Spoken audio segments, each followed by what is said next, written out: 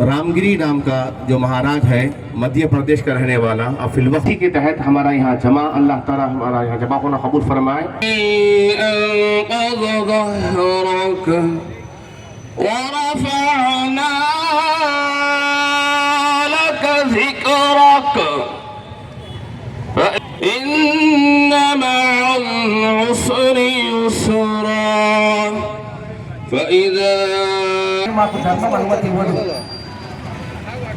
బాధాకరమైన విషయము మన భారతదేశంలో భిన్నత్వంలో ఏకత్వంలో అని చెప్పి ప్రపంచానికే ఒక ఆదర్శంగా నిలువెత్తి సాక్ష్యంగా నిలుస్తున్న మన భారతదేశాన్ని ఈ మధ్య ఈ మత ఛాందసవాదుల యొక్క మనోభావాన్ని దెబ్బతీసే విధంగా మాట్లాడము చాలా బాధాకరమైన విషయం.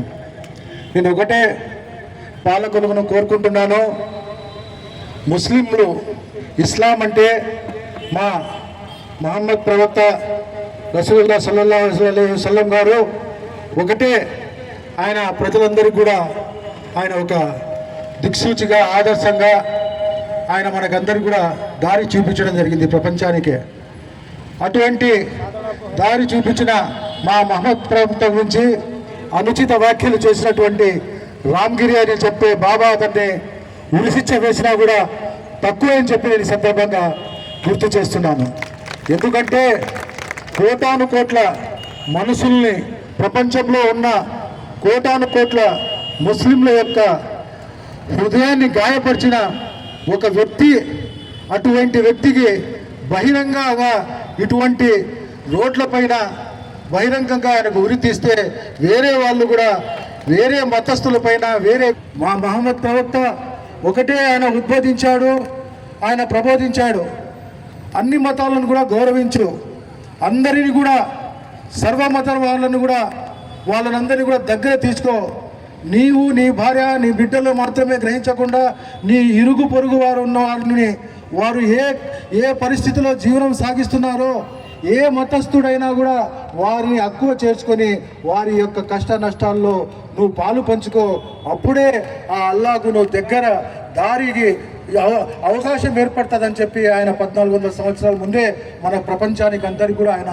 దిక్సూచిగా చెప్పిన ఆ మహోన్నతమైన వ్యక్తిని ఒక రామ్గిరి బాబా నోటికొచ్చినట్టు మాట్లాడము, ఆయన నాలుక కోసినా కూడా చీరేసినా కూడా పాపం లేదని సందర్భంగా తెలియజేస్తున్నాను.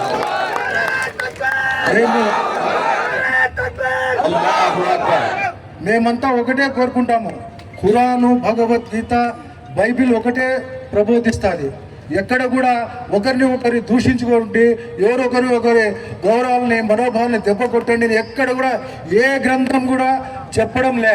కానీ ఈరోజు మన భారతదేశంలో బాగా ఒక పూల బొకే మాదిరిగా ఉన్న ఒక గుల్దస్తా లాంటి దేశాన్ని ముక్కలు చెక్కాలు చేయాలని చెప్పి ఈ రామ్గిరి బాబా లాంటి వాళ్ళు ప్రయత్నాలు చేయడము, వాళ్ళు ఎటువంటి పరిస్థితుల్లో కూడా కాలేరు. మేమంతా కూడా గంటాపదంగా తిప్పి కొట్టాము. నేను ఒకటే చెప్తాను, మేము దేనికైనా సహిస్తాం. మమ్మల్ని వచ్చేసి మా మీద మీకు కోపం ఉంటే, మా మీద ఈర్ష అసూయ ద్వేషం ఉంటే మా శరీరాన్ని ముక్కలు చెక్కలు చేయండి, కానీ మా మహమ్మద్ ప్రవక్త గురించి ఒక్క పల్లెత్తు మాట అన్నా కూడా మేము సహించము. వారి యొక్క ప్రాణాలు తీసేదానికి కూడా ఎటువంటి ప్రాణ త్యాగాలు కూడా మేము సిద్ధంగా ఉన్నామని చెప్పి ఈ సందర్భంగా హెచ్చరిస్తున్నాను.